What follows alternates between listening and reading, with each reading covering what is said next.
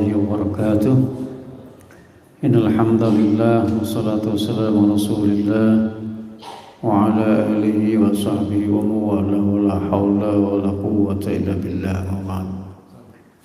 Bapak Ibu, kita lanjutkan hadis ke-32 ya. 32 ya, udah ketemu. Ini hadisnya dekat ya. Sudah ketemu? Bismillahirrahmanirrahim.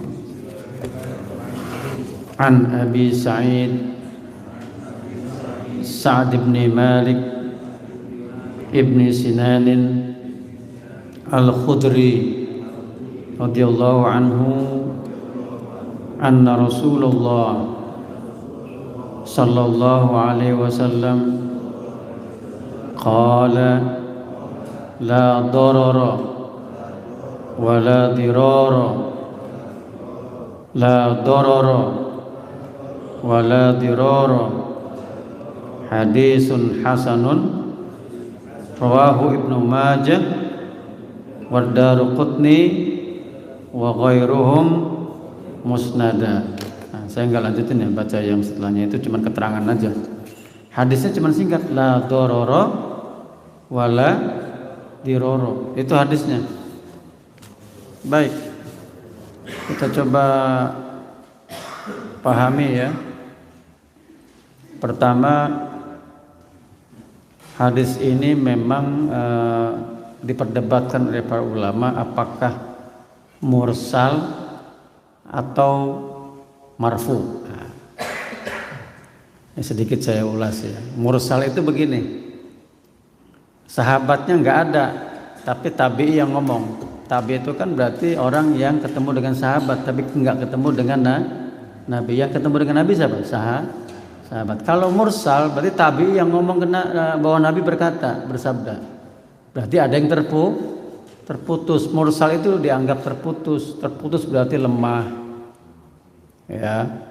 Nah, tapi hadis ini hasan karena apa? Ibnu Majah dengan Imam Daruqutni dalam sunannya meriwayatkan bahwa hadis ini bukan mursal tetapi marfu atau muttasil ya, tidak munqati, tidak terputus. Jadi makanya ini bisa dijadikan sebagai sandaran. Tapi Imam Malik dalam kitab Muwatta hadis ini disebut hadis mursal. Tidak ada Abu Sa'id al-Khudri-nya, sahabat Nabi. Sedikit aja ya. Jadi kalau dengar ada hadis mursal itu berarti sahabat Nabi nggak disebut. Ya, nggak disebut. Nah, padahal dalam aturannya Nabi nyampaikan hadis ke sahabat kepada tabi'in karena beda generasi. Nah, gitu. Beda dengan keluarga. Kalau keluarga kan bisa aja. Kakek ketemu cucu bisa nggak? Bisa. Tapi dalam hadis nggak boleh. Tabi'i pasti nggak ketemu Nabi. Pasti nggak ketemu Nabi. Tapi kalau keluarga kan bisa aja kan?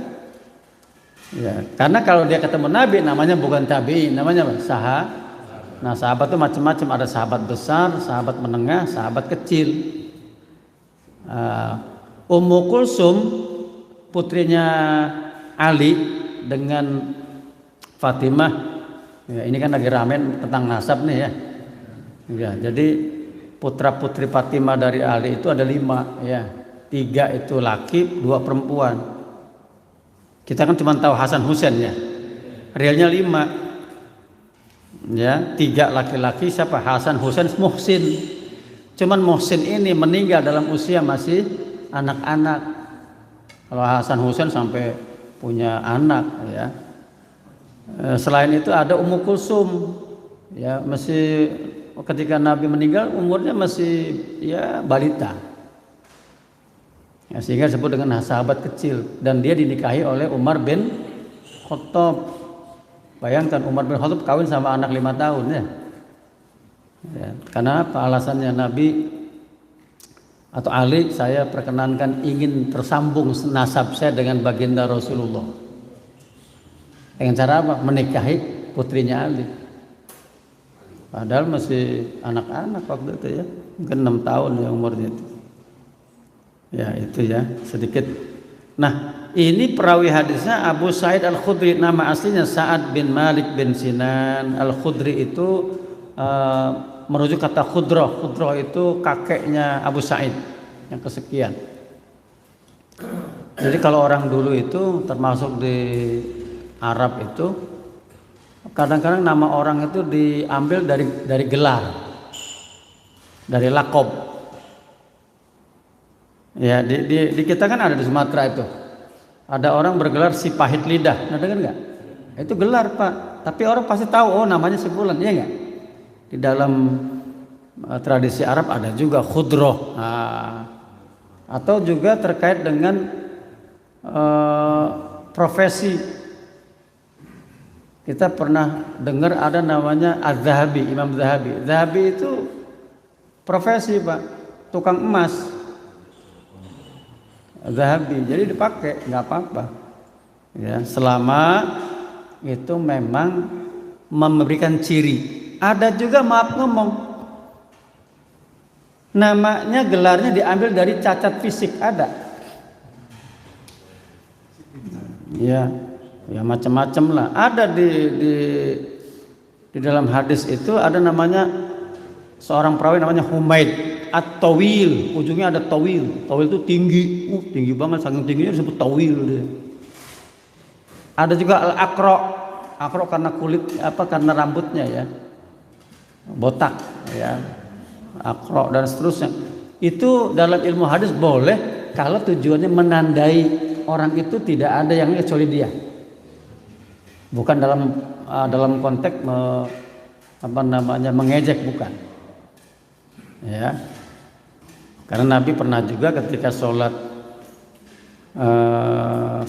asar, Nabi sholatnya 2 rakaat kan, lupa 2 rakaatnya lagi. Itulah sebab turunnya sujud sahwi kan. Nabi sholat asar 2 rakaat, salam, rame sahabat, tapi nggak ada yang berani ngomong. Cuma 1 orang berani ngomong. Habis Nabi salam, ada orang yang memang secara fisik punya masalah di tangannya cacat, dua-duanya. Kata orang ini, ya Rasulullah, aku suratis sholatu, Nabi emang dikosor sholat asar tadi. Maka Nabi berkata, akama qala dzul yadaini, apakah seperti yang dikatakan orang ini yang tangannya cacat? Nabi kan ngomong begitu, dzul yadaini. Ya boleh, karena konteksnya menandai orang ini, bukan untuk menggunjing atau seterusnya. Maka kata sahabat, iya Nabi engkau sholat 2 rakaat. Maka langsung Nabi lanjutin takbir lagi, lanjutin 2 rakaat berikutnya. Setelah itu baru sujud sahwi. Jadi kalau ada imam lupa sholat zuhur 2 rakaat, asar 2 rakaat, isya 2 rakaat, ya ditegur. Kalau di dalam teguran di sholat nggak mempan, selesai tegur. Imam tadi 2 rakaat. Imam tegur jangan ngeyel. Nanya yang betul nggak? Betul. Ya udah lanjut lagi. Lanjut 2 rakaat berikutnya. Nggak usah debat kusir ya. Ini kadang debat kusir ya, nggak jadi kalau debat kusir. Ya, lanjutkan 2 rakaat lagi, bukan dari awal. Lanjutkan 2 rakaat yang tersisa. Sama dengan orang tawaf. Putaran kelima batal kentut kan? Lanjut dari awal apa lanjut? Lanjut, bukan dari awal. Lanjut 6, 7 gitu. Ini kadang-kadang ilmu kita nggak nyampe, berantem gara-gara imam nggak terima. Padahal kalau benar-benar 2 rakaat kan nggak sah sholatnya, sah nggak? Dan ketinggalan 1 rakaat nggak bisa diganti dengan sujud sahwi, keliru ya. Sujud sahwi hanya bisa mengganti sunnah ab'ad, tahiyat awal atau kunut, boleh diganti. Tapi kalau misalkan rukuknya nggak ada, sujudnya nggak ada, nggak bisa diganti. Nah ini harus tahu, ini sedikit belajar fikih lah. Baik, kita lanjutkan. Anna Rasulullah SAW qala, bahwasanya baginda Rasul bersabda, la dharara wa la dirara, tidak boleh membahayakan ataupun dibahayakan. Nah ini ada 2 ya, membahayakan atau dibahayakan, bahasanya begitulah kira-kira. Yang satu konteksnya apa? Maklum. Maklum itu pelakunya. Ya, dorornya ini konteksnya maklum. Artinya orang yang menjadi pelaku. Sedangkan diroro itu konteksnya majhul. Artinya apa? Yang menjadi objek, bukan subjek, kan gitu. Nah, makanya di sini dikatakan apa sih disebut dengan doror? Ya. Para ulama mengatakan, ya, waqi'ad doror, ayyudkhila ala ghairi dororon bima yantafi'u huwa bihi. Ya. Yang disebut dengan doror ini kata makna yang pertama, ya, yaitu memberikan, ya, suatu hal yang berbahaya bagi orang lain dan orang ini mendapatkan manfaat. Paham? Nah, contohnya begini. Apa yang kira-kira real ini? Itu mencuri itu kira-kira yang mana yang dirugikan, yang mana yang mendapat untung? Berarti yang punya barang dicuri dia mendapatkan rugi, kan gitu. Bahaya kan? Lah yang mencuri ini yang mendapatkan untung. Nah, itu doror. Doror, ya.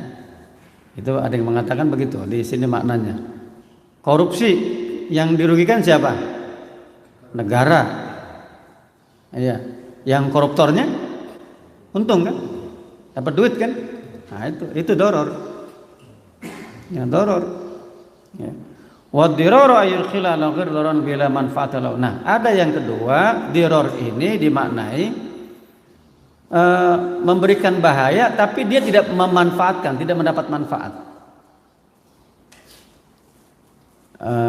Contoh begini nih.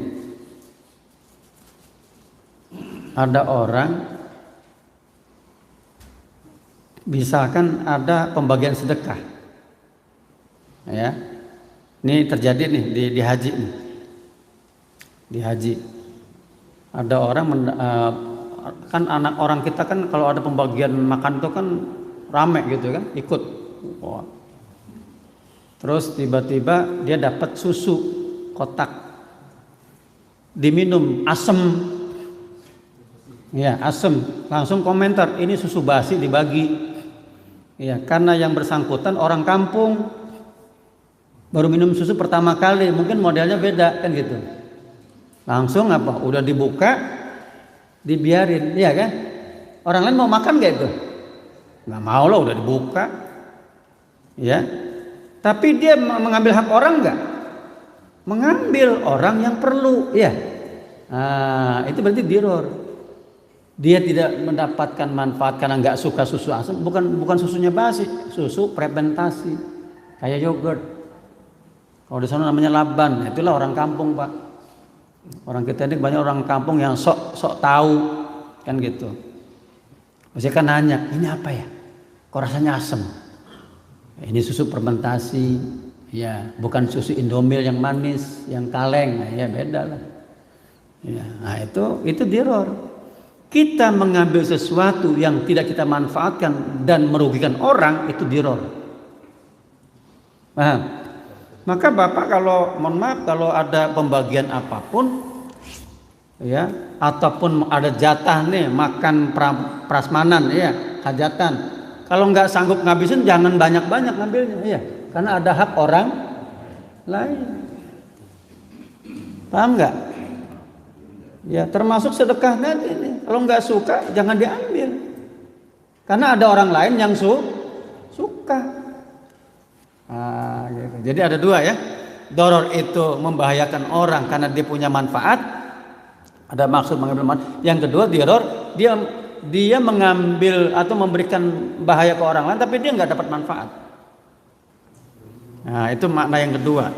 Tetapi para ulama mengatakan sebetulnya konteksnya, ya, hadis ini berbicara kita tidak boleh membahayakan orang lain dan orang lain nggak boleh dibahayakan gitu. Nggak boleh jadi maf'ul, nggak boleh jadi fa'il. Ah, gitu ya. Paham ya di sini ya? Baik. Nah, konteks ini berarti, ya, banyak hal sekali ini dalam konteks kita. Misalkan begini, dari hadis ini para ulama mengatakan bahwa sejatinya yang pelaku itulah mendapatkan ganjaran ataupun sanksi. bukan orang lain. Iya kan? Nah, misalkan begini, orang sholat yang dapat pahala siapa? Yang sholatnya atau orang lain? Yang sholat. Orang mencuri yang dapat dosanya siapa? Yang mencuri apa orang lain? Nah, ini secara teori di sini begitu. Tetapi kata ulama ada perkara yang secara tidak langsung andil dari orang. Dan orang ini mendapatkan manfaat atau madorotnya. Contoh, ya, kalau ada orang ngajarin anak maling dan anak ini maling, itu yang ngajarin dapat dosa enggak? Dapat dosa enggak? Kan yang maling bukan dia. Yang maling kan ini anak ini. Dapat dosa enggak? Oke. Ada ustadz ngajarin orang baca Quran, anak baca Quran, dia bisa baca, dapat pahala nggak ustadznya? Nah, berarti ada juga perkara yang mendapatkan manfaat menjadi karena sebab. Paham? Kalau realnya inilah menjadi dalil orang yang mazhab yang mengatakan kirim pahala nggak bisa. Nggak bisa, kalau yang kerja kita masa dia yang dapat ininya, ya. Nah di sini kan dari hadis ini ada sebagian mazhab mengatakan sampean baca yasin, baca tahlilan nggak nyampe. Kenapa? Bukan kerjaan yang mati. Nah, lupa ada sebab. Ya, karena kata Nabi apa? Ya, man sanna sunnatan hasanah falahu ajruha wa ajru man amila biha wa man sanna sunnatan sayyi'atan falahu wizruha wa wizru man amila biha. Barang siapa yang memberikan contoh baik diikuti, dilaksanakan, maka dia mendapatkan pahala dan pahala orang yang mengamalkan. Nah, kita ngajarin ke anak, nak sholat yang benar, praktek. Nah anak ini mengamalkan, kita yang hanya dapat pahala, anak ini juga yang ngerjain dapat pahala. Sebaliknya, barang siapa kata Nabi, man sanna sunatan saya, barang siapa yang mengajarkan yang buruk, mengajarkan yang buruk dan dipraktekkan, diamalkan, maka dia mendapatkan dosanya dan dosa yang mengamalkannya. Hati-hati nih. Maka sebagai orang tua jangan beri contoh yang jelek sama anak. Karena anak kita itu apa? Investasi orang tua. Suka tidak suka, anak itu akan mengalirkan pahala atau dosa. Mohon maaf. Suka tidak suka, anak kita itu dapat mengalirkan pahala atau dosa. Makanya anak itu amalnya orang tua. Apa buktinya? Di Al-Quran coba kita lihat. Ketika Nabi Nuh ya naik perahu ya dengan beberapa orang beriman, orang kabarnya 20 orang ya, dan selebihnya binatang kan di bahteranya itu. Anaknya Kan'an itu kan nggak ikut, nggak mau deh. Apa kata ayahandanya? Ya bunayya irkam ma'ana, kan gitu di Al-Quran. Wahai ananda, kamu ikutlah sudah. Naik perahu sudah, tenggelam nanti kamu. Apa kata anak Allah? Sa'awi ila jabalin ya'simuni. Tidak, saya akan naik ke gunung yang lebih tinggi supaya selamat. Kata beliau apa kata Nabi Nuh? La asimal yawm ya bunaya, la asimal yawm. Tidak ada hari ini yang selamat kecuali atas izin. Habis semua kelem, Pak. Setinggi apapun gunung saat Nabi Nuh itu kelem. Coba bayangkan gunung aja kelem yang paling tinggi, bagaimana dalamnya itu?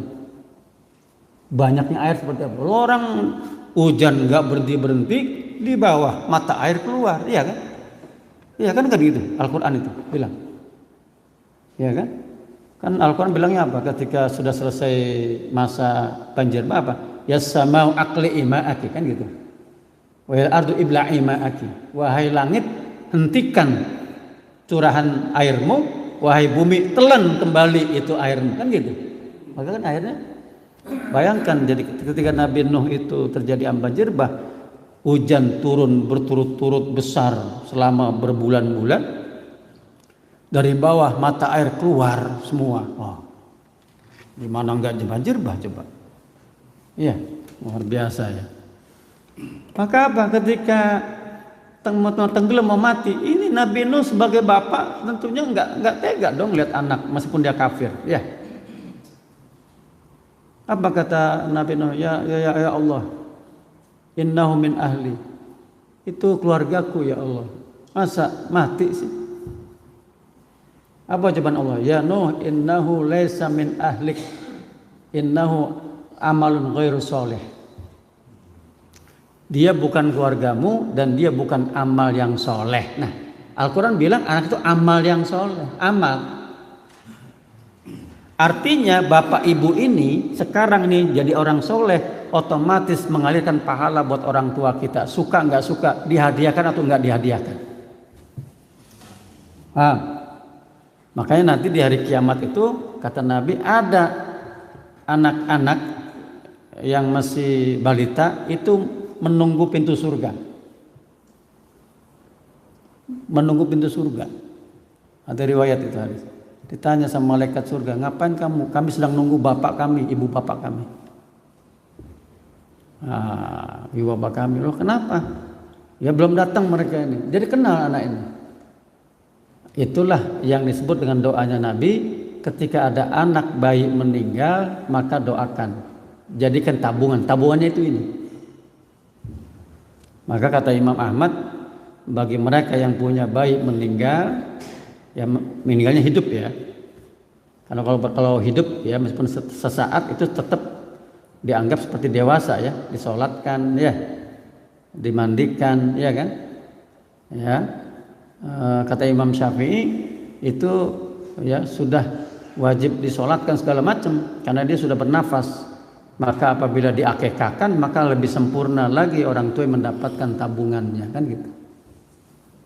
Ya, yang punya bayi dulu meninggal umur 1 tahun, 2 tahun, monggo diakekahkan.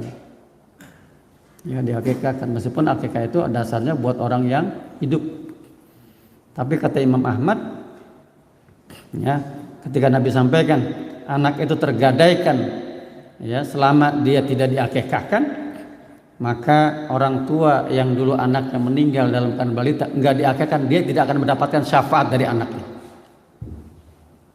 Cara dibebaskannya akekahkan. Kan gitu. Kan tergadaikan kan? Nah, itu maksudnya. Imam Ahmad itu menjelaskan ya, bagi yang mampu, kalau nggak mampu boro-boro buat ngakekahin yang hidup, yang mati, yang hidup aja enggak gitu misalkan. Nah, itu lain urusan ya. Gitu ya. Jadi yang pertama ini ya, bahwasannya hadis ini menjadi pegangan bagi mereka yang tidak sepakat bahwasannya amal seseorang bermanfaat atau tidak bermanfaat bagi orang lain. Sedangkan mazhab yang mengatakan oh tidak, ada juga amal karena sebab. Ya. Karena sebab ada juga. Nah, itu. Jadi masing-masing berdalil ya. Baik, kita akan coba kupas ya. Ini banyak ada beberapa hal yang terkait dengan hadis ini. Pertama, ini masalah ya, waris. Nah, ini waris nih. Ini biasanya dalam waris ini kita orang Islam, tapi prakteknya ngejalanin hukum Islam enggak warisnya? Saya mau tanya. Enggak. Termasuk adat di daerah-daerah. Daerah saya termasuk di Lampung. Di Lampung kan yang paling gede dapat siapa? Anak pertama apa anak terakhir? Pertama. Tapi kalau di daerah Lahat, daerah sana itu Lahat atau mana itu Semendo, ya, yang dapat paling banyak anak laki atau perempuan? Nah, perempuan. Kalau di sini laki kan? Kalau di Semendo itu anak perempuan pertama yang berhak punya banyak. Ya saya tahu karena banyak teman-teman saya yang cerita begitu. Nah itu sesuai syariat enggak? Tidak. Nah kadang-kadang ada yang nanya, Ustaz gimana caranya Ustaz supaya kita ini, karena begini Pak Bu, orang yang tidak mengamalkan waris sesuai hukum agama itu nanti dituntut di akhirat. Sama siapa? Sama ahli warisnya. Ya Allah, ini bapak saya, ibu saya nggak adil membagi waris karena berdasarkan kemauannya sendiri, bukan berdasarkan syariat. Nah, kan gitu. Nah, bagaimana cara menengahinya? Ada. Nah, menengahinya dengan cara apa? Islam memberikan ada namanya hibah. Ada wasiat, ya, di luar waris. Tapi wasiat dan hibah ini harus pengetahuan ahli waris yang lain. Kan gitu. Kedua, tidak boleh membahayakan bagian ahli waris. Makanya dalam satu peristiwa ini Nabi mengatakan apa? As-sulus was-sulus kasir. Paling banyak wasiat harta itu sepertiga, paling banyak. Sepertiga udah banyak. Misalkan ada orang saking dermawannya, sudah nih harta saya yang berlimpah, sepertiga saya wakafkan untuk umat Islam, misalkan di kampung nih, maka sepertiga paling banyak, 2/3-nya buat ahli waris. Karena nggak boleh lebih sepertiga itu karena akan membahayakan bagian dari ahli waris. Itu contohnya, ya. Itu makanya di sini hibah maupun wasiat itu maksimal sepertiga.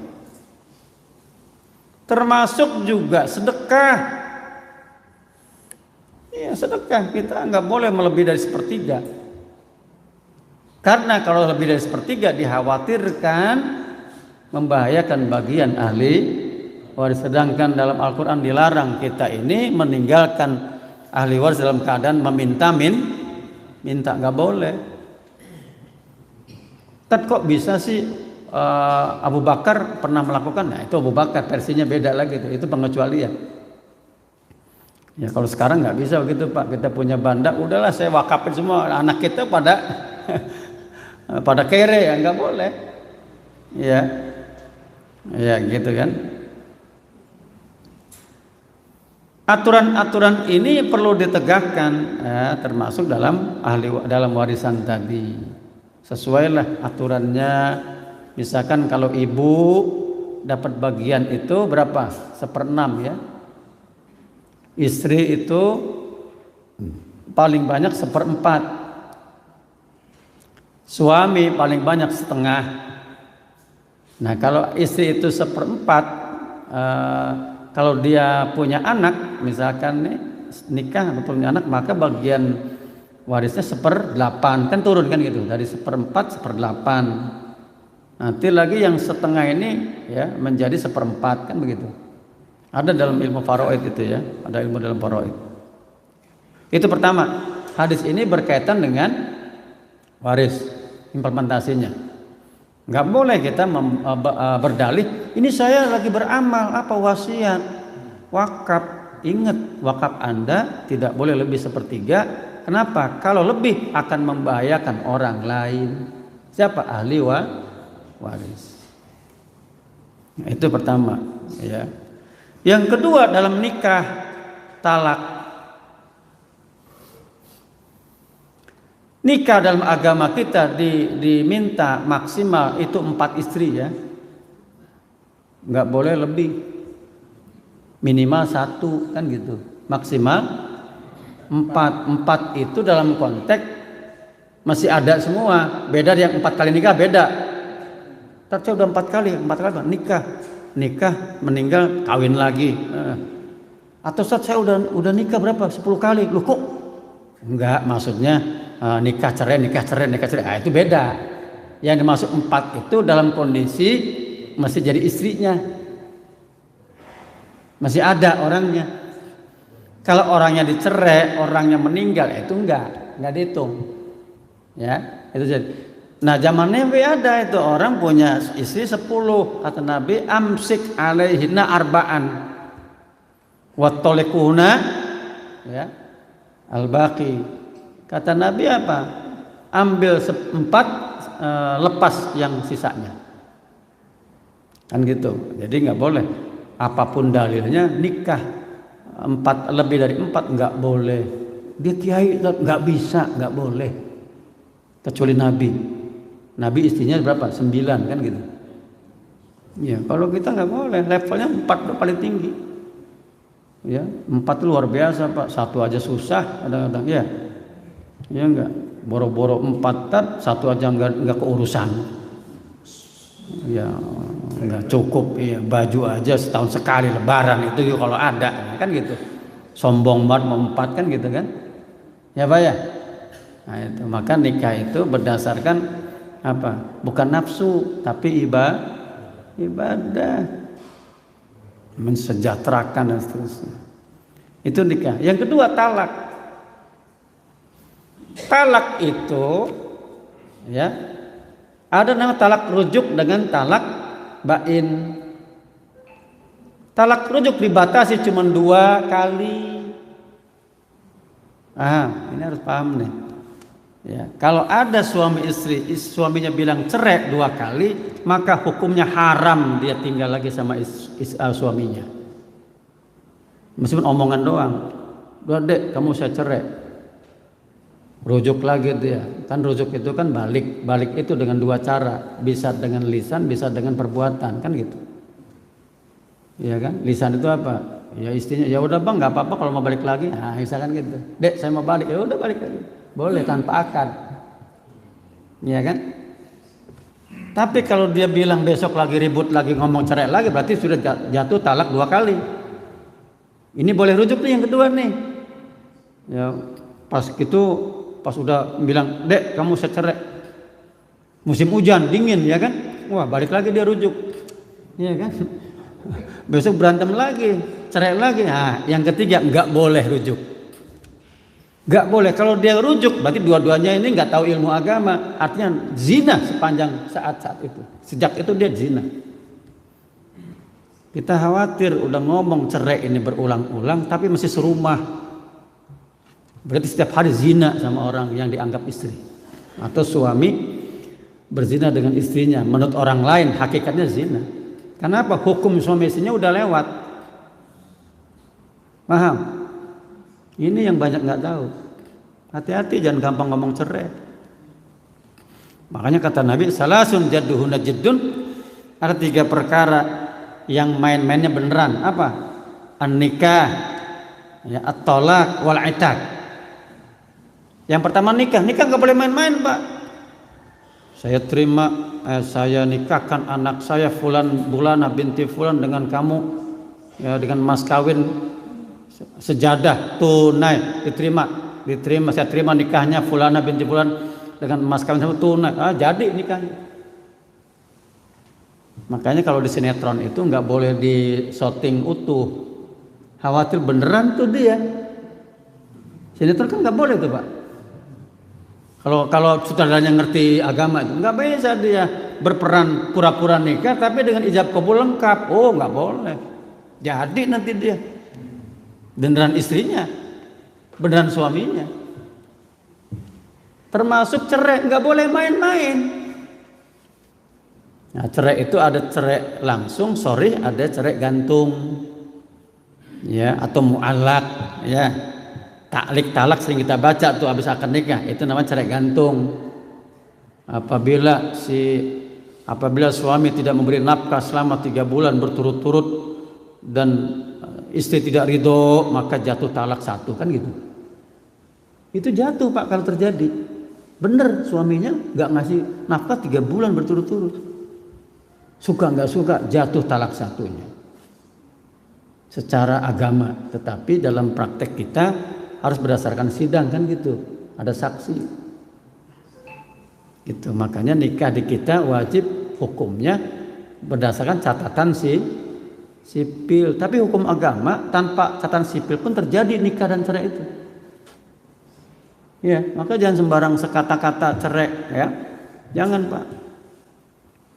Kalau sudah 3 kali, yang ketiga ini maka talak bain.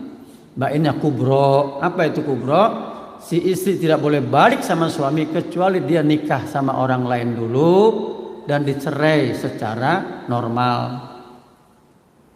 Nggak bisa suaminya bilang, kamu nikahin dia deh, mantan istri saya tuh. cuman semalaman doang ya, besok cerai ya, jangan diapa-apain ya, nggak boleh, nggak boleh, nggak boleh. Itu namanya muhalil, nggak boleh. Hukumnya neraka itu, ya ancamannya. Kan ada bisnis begitu tuh, kan ada kan? Ada.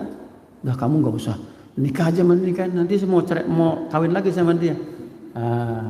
Itu muhalil, nggak boleh, ancamannya neraka. Yang kedua ada namanya talak bain, bainunah sugro. Kalau tadi bainnya bain kubro nih, yang tiga itu. Bainunah sugro ini, misalkan ada orang nikah nih, belum ngapa-ngapain cerai, paham nggak? Misalkan dia nikah sama seorang gadis, ngakunya gadis, pas malam-malam pertama, ternyata kamu bukan gadis ya.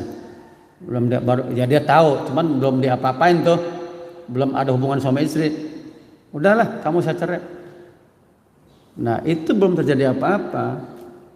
Ya. Berarti ketika dia tidak balik, maka itu hukumnya bainunah sugro.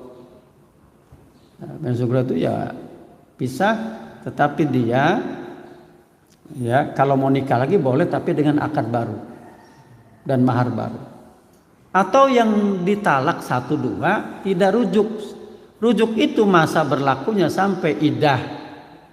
Idah itu 3 bulan ya. Kalau kita ambil rata-rata lah 3 kali sucian. Misalkan di bulan pertama si suami ini bilang, kamu saya cerai.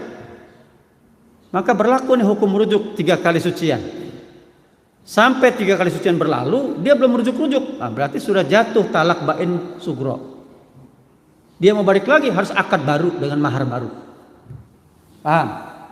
Nah, itu maksud ilmu gini ini penting, kita harus tahu. Khawatirnya kita serumah hakikatnya zina, bukan suami istri. Ya, hati-hati Bapak Ibu, jangan gampang-gampang mengucapkan talak. Ingatin tuh suami itu kalau yang bilang begitu. Kalau dia termasuk suami yang gampang, tak tinggalin aja Pak, Bu. Tinggalin aja udah, nggak baik kayak gitu ya. Tinggalin aja. Ibu mau nanti setiap hari mendapat dosa zina? Mau? Gak mau lah. Ya. Itu ya. Jadi hadis ini terkaitan dengan apa tadi? Nikah dengan cerai. Ya, cerai. Baik. Itu yang kedua. Kemudian juga hadis ini ya juga terkait dengan muamalah yang lain, jual beli nih. Maka dalam hadis itu banyak tuh bicara jual beli itu, ya. Misalkan apa? Ada yang mirip jual beli tapi bukan jual beli, namanya riba, ya. Riba. Praktek jual beli itu banyak sekali yang dilarang, tapi ada juga yang banyak juga yang dibolehkan. Ya.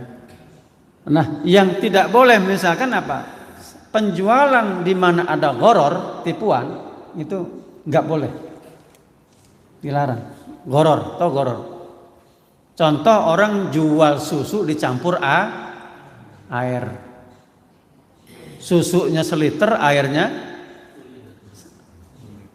ya 1 liter deh. Jangan 10 liter, Pak. Berarti nggak kelihatan susunya. 1 liter susu, 1 liter air, itu gharar. Atau mengurangi timbangan dan literan, paham? Jual 1 kilo tapi faktanya 9 on. Ya, kalau tadi kan susu dicampur air ya, atau buah ya. Duku kompring dicampur dengan duku kalianda, boleh nggak? Duku kalianda sama duku kompring, bilangnya duku kompring, boleh nggak? Nggak boleh Pak. Kecuali Bapak bilang ini duku campuran, boleh.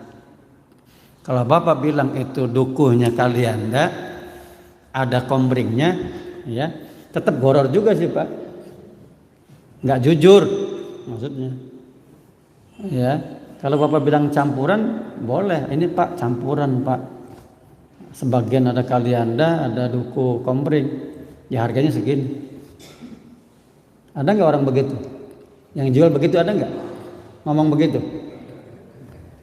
Jangankan duku kompring sama kalianda, kokosan aja dibilang duku.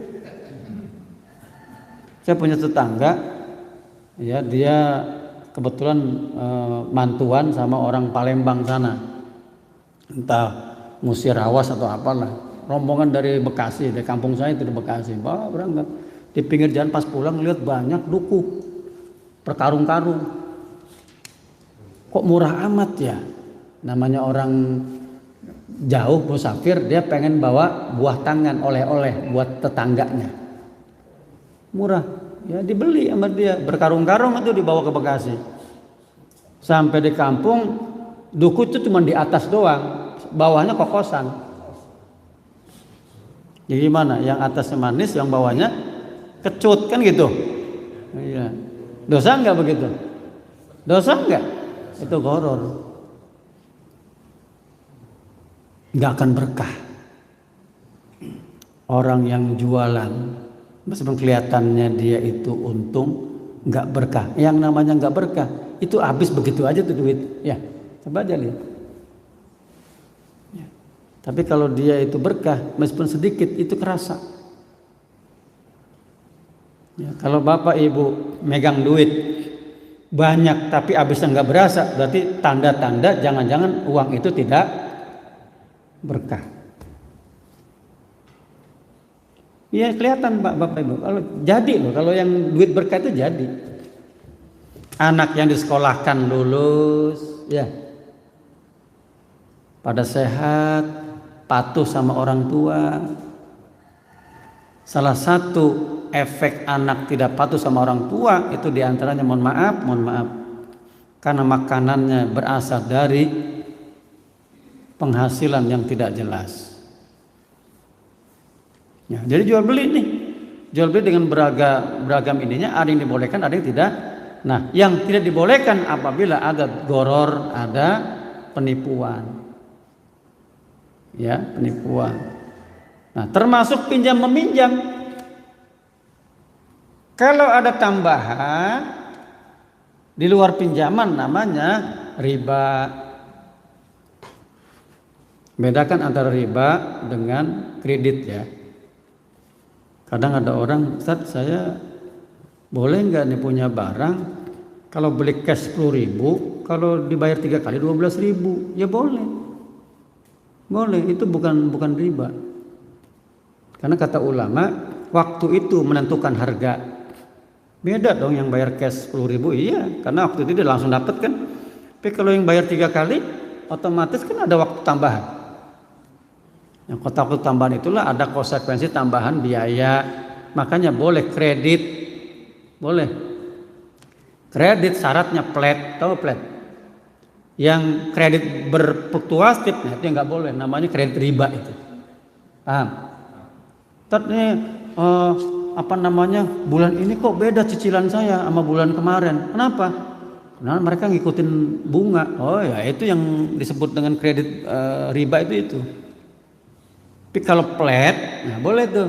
Mau bulan ini, bulan kemarin, bulan depan bayarnya sama cicilannya. Dan alhamdulillah sampai sekarang saya belum pernah nyicil. Alhamdulillah, meskipun rumah saya cuma tipe 36. Karena saya menghindari tadi itu. Ada kredit tapi enggak flat. Begini. Itu bukan kredit yang dimaksud dalam Islam. Karena kredit dalam Islam itu flat, mau dia yang kayak tadi dia cash 10.000, kalau bayar 3 kali 12, berarti kan dibagi berapa tuh 12.000? 4.000 kan 3 kali kan? Boleh. Bulan ini 4.000, bulan depan 4.000, bulan depannya lagi 4.000. Jangan sampai bulan ini 5.000, bulan depan 6.000, bulan depannya lagi 7.000, nggak bisa begitu. Ya, karena berdasarkan fluktuatif, karena ada hitungan yang lain. Ya. Baik, saya kira ini Bapak Ibu banyak sebetulnya terkait dengan ini. Intinya dari hadis ini yang simpel ini yang disebut dengan jawami'ul kalim. Kata ulama, jawami'ul kalim ini apa? Sedikit katanya tapi maknanya luas. Intinya apa?